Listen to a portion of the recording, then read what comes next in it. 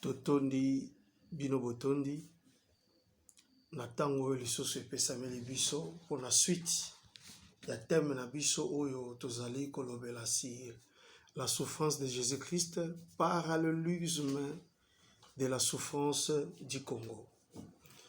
Tosukaki na esika oyo toyebaki koprouver le cycle du temps de la mission de 3 ans oyo Yesu ayebaki enseigner peuple na ye, et na 3 ans wana nde après koyeba kolekisa 3 ans nde akotaki na étape ya Golgotha, souffrance na ye, pe 3 jours akendaki kosala na nkunda pe kosekwa.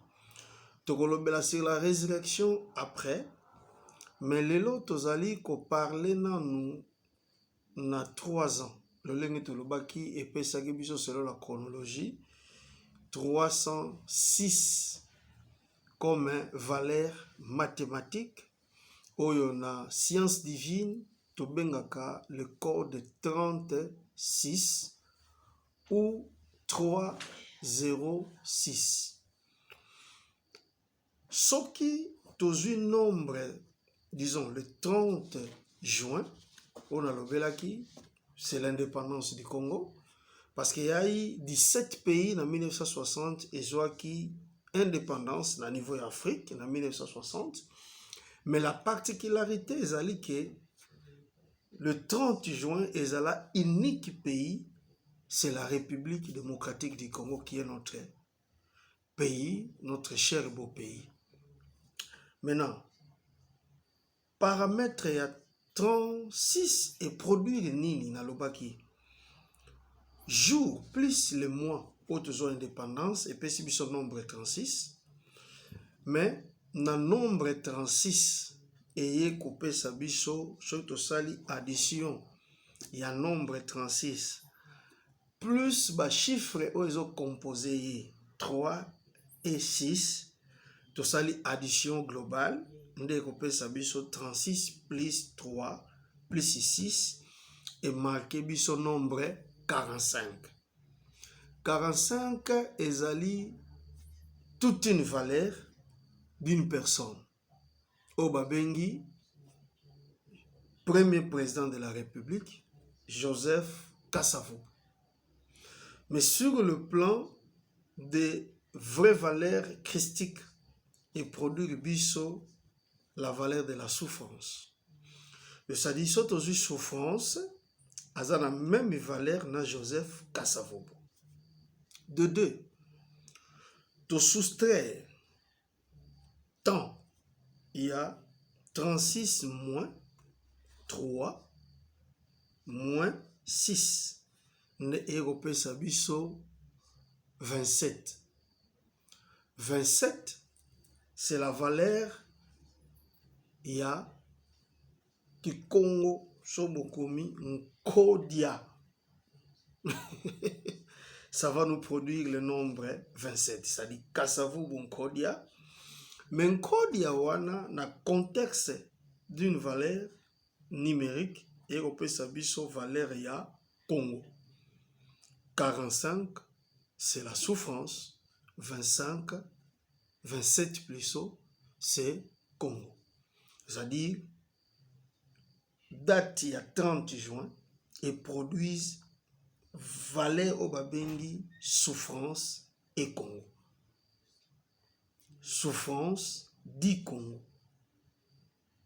La souffrance ainsi que le Congo, Yangonde et Yaki Kobanda le 30 juin, symbolisant la mission de Jésus-Christ. Et quoi qu'on produit bisonini le nombre 72, c'est-à-dire 45 qui est la souffrance, 27 qui est le Congo, et on ça 72 valeur ya État libre du Congo. 72 heures, c'est 3 jours multipliés par 24. ça dit tokoti na code ya mboka.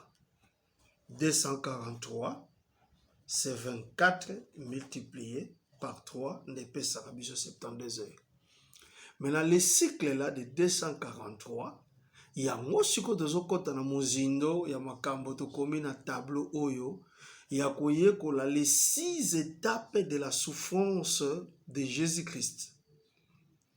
Première étape, c'est l'étape de la croix. La croix, valeur de la croix, c'est 33. Tu retrouves comment tu as la valeur. Tu as la deuxième étape, c'est couronne d'épines. Couronne d'épines, valeur nango ezali 78.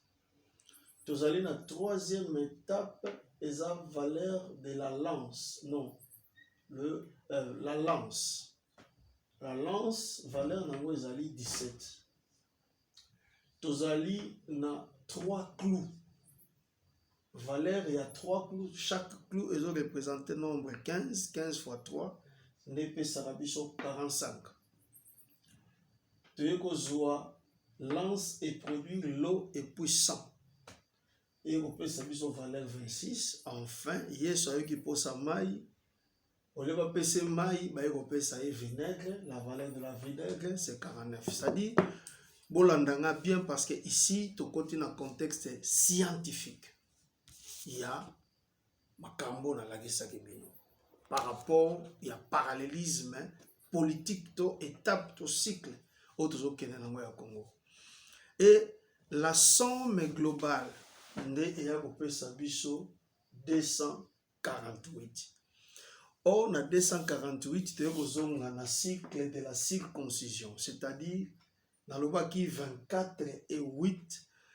La science divine, tu as les codes précités. 8e jour, selon la loi abrahamique, Nzambe aebisa na Abraham, il faut que circoncire bana pour l'alliance. C'est-à-dire l'alliance de la croix, et ont eu alliance abrahamique, on a 8e jour, yango bakata yesu ngenga. Symbole déjà ya 100. Mais 8 jours par rapport à la chronologie actuelle, les PCB sont 24 heures. Maintenant, nombre wana et produit bison à quel cycle? Tu dois intégrer les locaux dans l'axabino parce que le problème majeur, c'est ça. Pyramide, Illuminati. Si vous avez un nombre qui est commis dans cette pyramide, et un chiffre romain. Et marque un calcul global l'année 1776 Oyo Illuminati et Banda et indépendance des États-Unis et Zoama. Nous allons parler sur les drapeaux des États-Unis d'Amérique, les cycles. Ce qui est associé à la pyramide, il faut que le cycle soit marqué fin. Pour Congo et Banda Kozala debout parce que le problème du Congo c'est les États-Unis d'Amérique. Yende Goliath, Yépe Golgotha. Alors, de 1776 jusqu'à 2024, et puis c'est ce cycle de la croix, c'est-à-dire la souffrance. Maintenant, quand est-ce que commencera le cycle normal? Tout ça, maintenant, addition, il y a 1776 jusqu'à 2024, c'est-à-dire 2024 et puis 1776, nous avons produit 3800. Nous avons 3800 plus 248 et marqué valeur 40, 48. 40 plus 48, c'est possible sur valeur 88. La valeur 88 à Congo, appelé encore la valeur de Kim Poanza, qui a Kim PV, c'est-à-dire la libération spirituelle dans laquelle Fumukimbangu Aïbaki comprenait en 1921. Deuxième indépendance. Yango Kimbangu Alobelaki, tant que Congo vous allez libérer, abstenez-vous du vol, car seconde indépendance. Et que vous allez plus dire que autozoa ya liboso. Maintenant, si on multiplie 40 fois 48 et puis année 1920, c'est l'appel de Fumukimbangu. Or, 19 plus 20 n'est produit 39 ans depuis qu'il avait prôné la prophétie en 1921, c'est-à-dire plus 39 ans et marqué l'année 1960, précisément le 30 juin. Maintenant, ici, la prochaine étape, parce que nous avons 11 minutes pour la mission à Bisso, pour moniquer nous avons en matière mathématique, nous avons un peu décortiquer. Né, nous avons décortiquer valeur 24 et 8. Il y a additionner, multiplier, soustraire, diviser. Nous avons la chronique de 243 ans, Kobanda 1776 à 2019, le 5e président Ayaki Kokoma Mukonzi Namboka Nabiso. Voilà la prochaine étape, tu as maintenant na preuve numérique, toujours na garder thème Nabiso majeur. Zamba Pambola Bino, Ezalaki Ngai Ndeko Nabino, Mavanga Makubitika Israël, l'instructeur du temps présent, Longia Congo, Nzambe Azala Nabino, na mwa tangu muke o ayebaki ko parcourir na biso.